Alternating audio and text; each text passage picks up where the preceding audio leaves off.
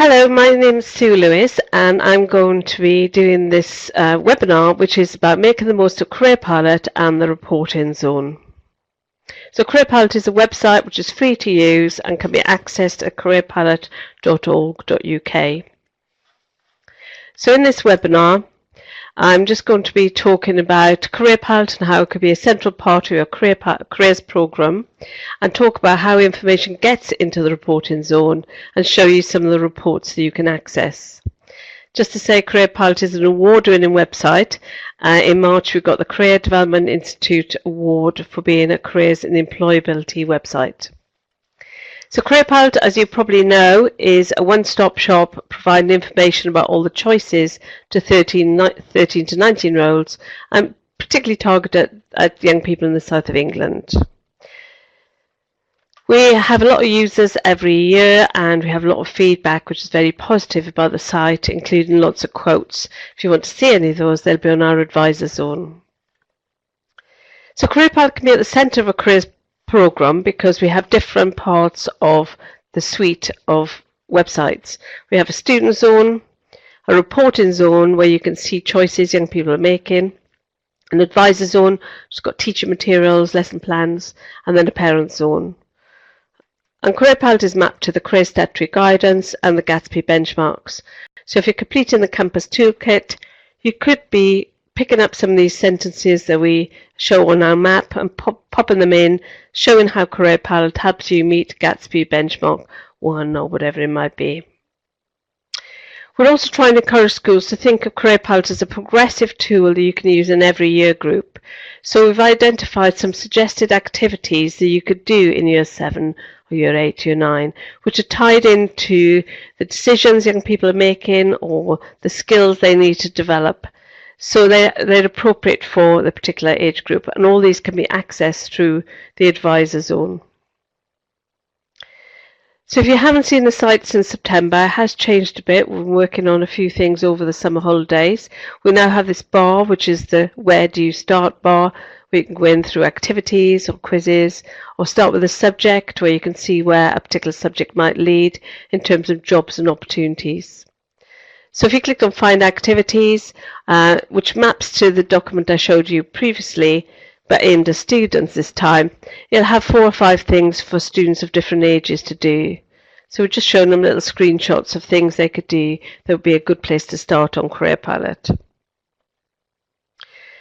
The student area has 2 parts. We've got the information section, and then on the right-hand side we've got the career tools. And the career tools is where students, they have to sign in to or register to have access to this part, but then they can add their own choices and build up their own part of the site where they've got their choices about their job sectors, their qualifications. Okay, the sign in there, which we'll come back to later.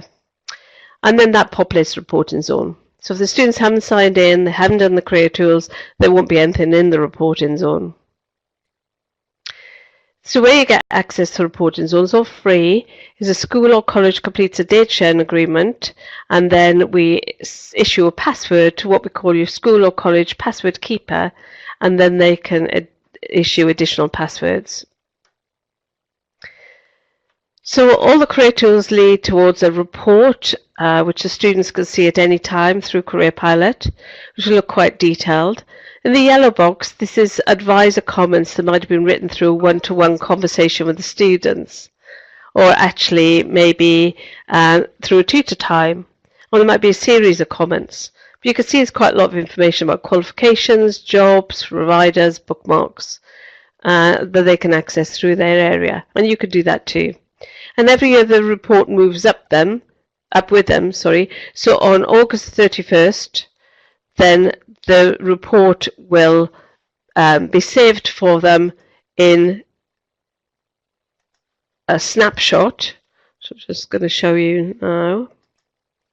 So if they click on year-end report, then they'll be able to see any snapshots from any previous years.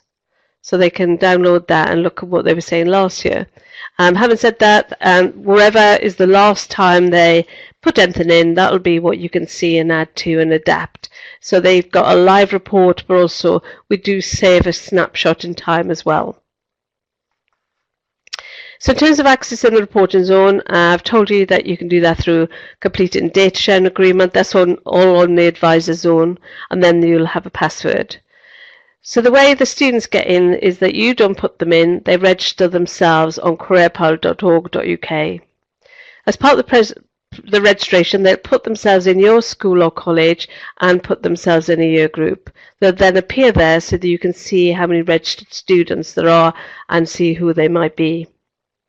The password keeper can then they will have put themselves in year 11, so the password keeper can then put them into tutor groups, or you could put them into a pupil premium group. So they can be in multiple groups, but they're always in a year group. The keeper can then set up other staff to have access to particular groups, so you might just get access to the whole of year 11, or they can give you high-level access so you can see all students. A staff member with access can view all student reports that they have access to, and they can add any advisor comments to a student's report. So this is what the reporting zone looks like. So you'll have your own for your school. This is where you can view all your registered users, and you can also add a new user, which will be a new staff user, and assign them to a group that they should be able to view. And this is where you can assign your tutors to a group that they should view, but also you can set up other groups like subdividing a year group into tutor groups. One thing is important to do, there's a lot of students using Careerpilot now, so it's quite likely the students in your school used it last year. So if they're in year 10, they've now been pushed up a year to year 11. So what we want to do is ensure that people ask the question, which is, have you used Careerpilot before? Have you already registered? Because what we want to try to do is get the student back into their record rather than registering again, having duplicates and not being able to see their previous reports. So that's kind of important. So for example, here's a school where they've got 136 students in year 11. So they've just moved up from year 10. So what we want to do is get them back to their record, not suddenly then have 200 odd students because they've all got 2 records. So some ways to help you do that. Through the users, if a student can't get on, it's often because they've written the wrong email to start with, or they've written the email incorrectly, so they can't use our forgotten password function, which they can do through the student site. So what you can do is actually search for the user, and then you'll be able to see the email address they used, and then you could just check that it's a legitimate email address. We have sometimes found the students are kind of making up email addresses, like they do when they want to get on Wi-Fi and they're sitting in a cafe. So we need to just check that they're legitimate email addresses, otherwise they'll never get back to them through forgotten password. You can, by clicking here in the settings, actually reset their email address, obviously tell them you've done it, and then they can actually use forgotten password there to get a new password.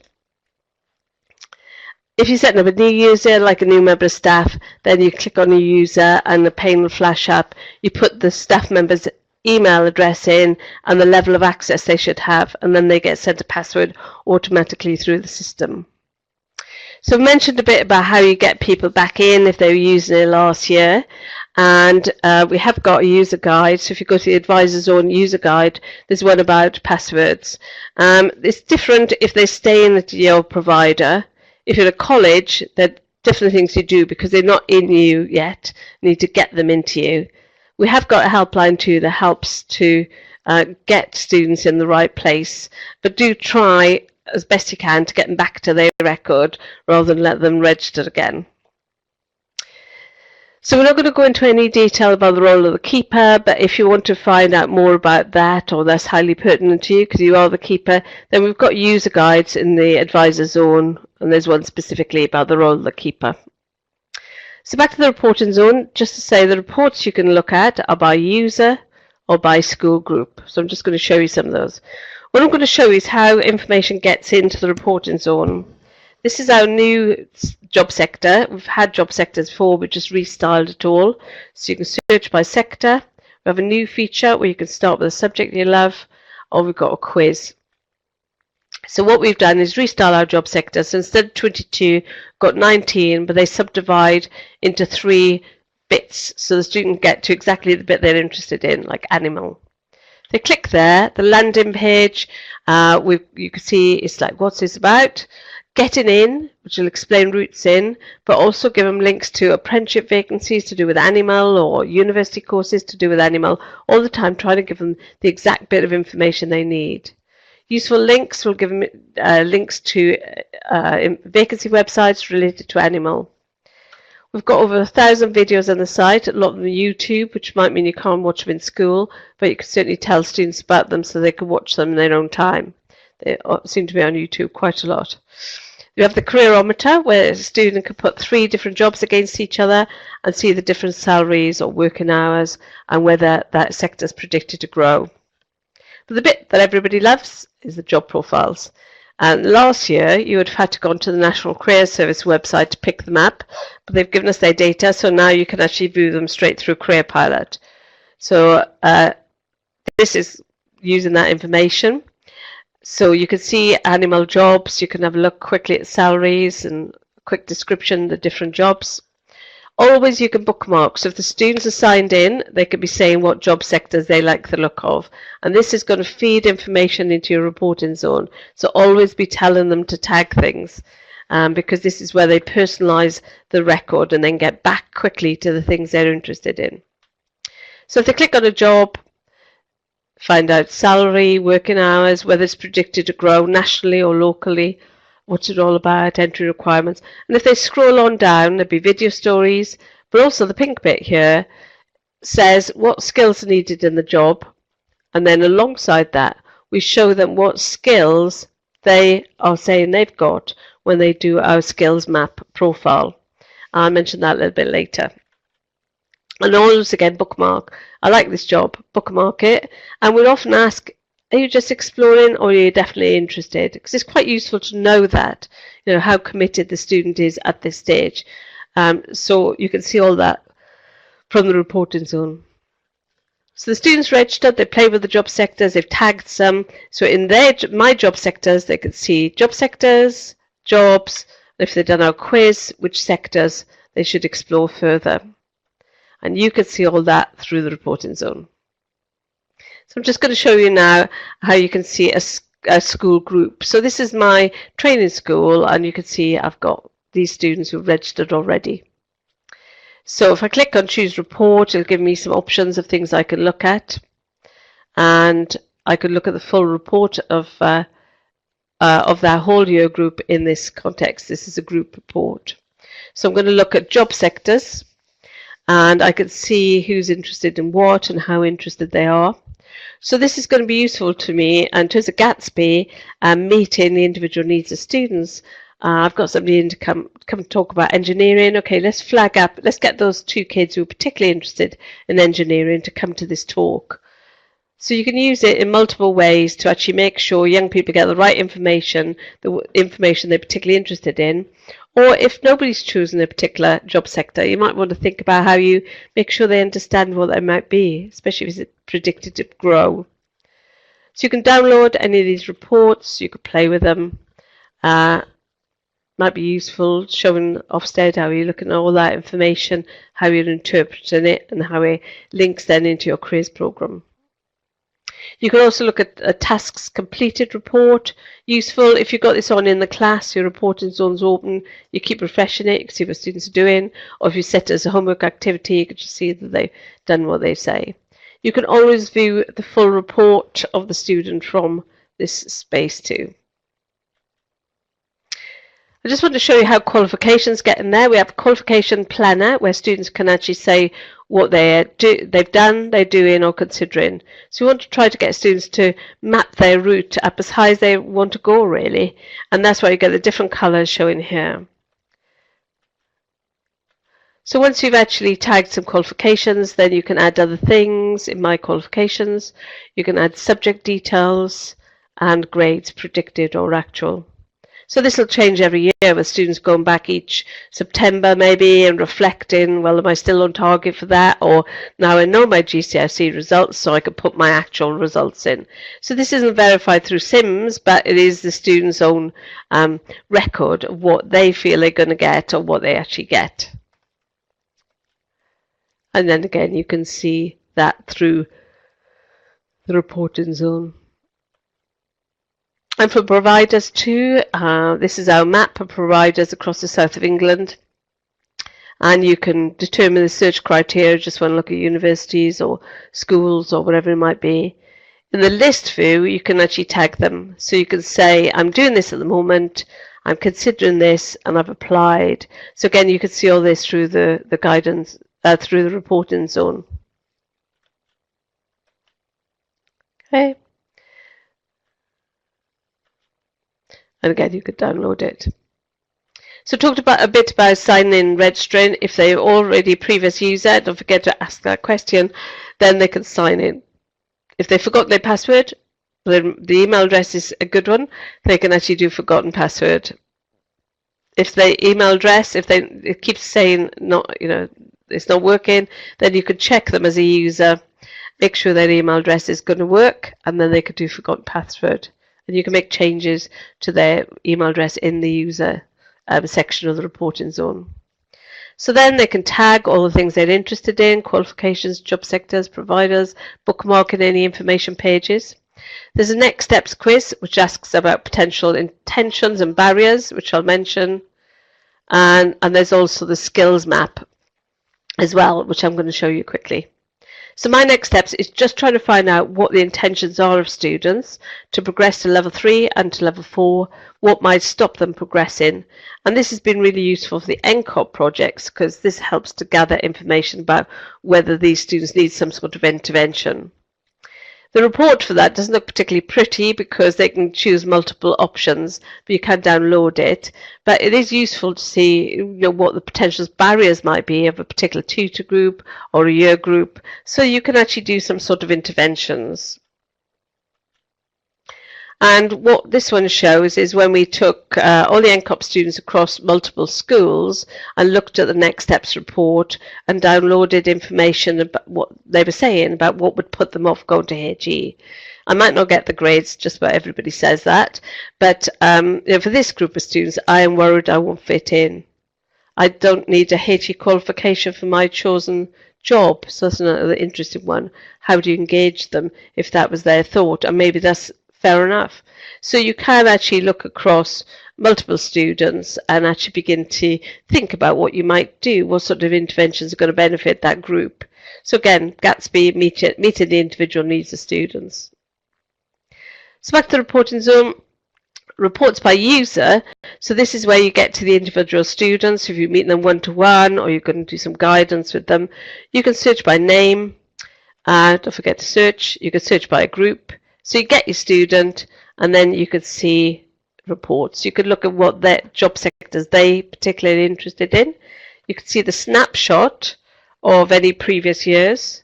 You can look at a specific report like Skills Map, which I'm just going to show you quickly. So Skills Map we've used a lot with young people because if you ask them what skills they've got, they often struggle to answer. So particularly for year 12, who are going to have to put personal statements together, this can be a really useful thing to get them started. So we ask them, instead of asking what skills they've got, we've asked them what they've done in their life, learning and work. So I have committed to an out-of-school sport or activity for more than a year. And then we tell them what skills that's probably helped them develop. Physical skills, resilience, teamwork. And they get banked for them. So in the bank are examples generated from the quiz, but then they can also add their own. So if they say, I worked in Waitrose, let's say, what skills did that help you develop? And then they'll get banked alongside the ones from the quiz. You could use this if they've had an employer encounter, which again is a Gatsby thing. They could be reflecting on what skills they learned through that experience. Then when they come to apply, click on courses and jobs. Okay, what do you want to apply for? Being a nurse. What skills do you think you need to flag up? And then they can see their examples. One other thing you could do by individual is the advisor comments. So if you click here, you'll be able to see all their report and you can add your own comments. So really useful for people who are providing guidance or a tutor, and you can have multiple comments. So that says new comment. So you could actually have a tutor meeting with them once a term and recording things here about their careers and how they need to move on or what support they might need. One thing, once you've got your registration, your login for the reporting zone, your name will appear here, but then you can toggle between the admin site and the student site. So if you click here, you go straight into the student area and you can play with the career tools.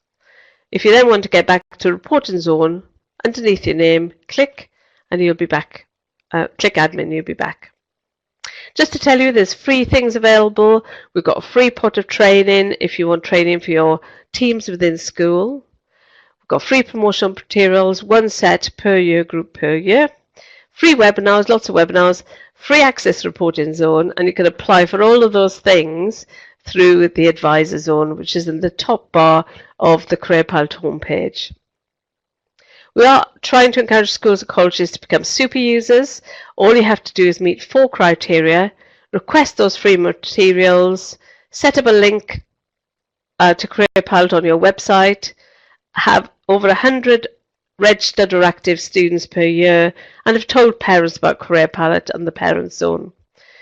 You then, if you achieve that, you get a poster, which obviously shows how you map into Gatsby, and also you get 1 additional free set of materials.